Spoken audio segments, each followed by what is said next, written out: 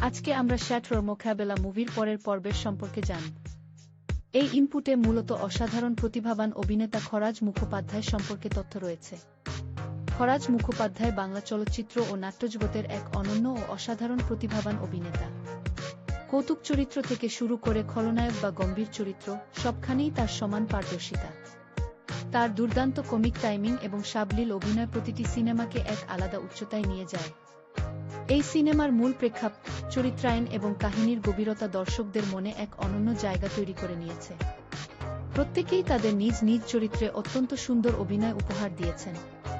এই সিনেমাটি বা ব্যক্তিত্বর অবদান চলচ্চিত্র জগতে চিরস্মরণীয় হয়ে থাকবে এবং সিনেমা প্রেমীদের হৃদয়ে এটি দীর্ঘকাল দাগ কেটে যাবে। এর গল্প বা জীবন কাহিনী আমাদের বিনোদন দেওয়ার পাশাপাশি অনেক গুরুত্বপূর্ণ শিক্ষা প্রদান করে।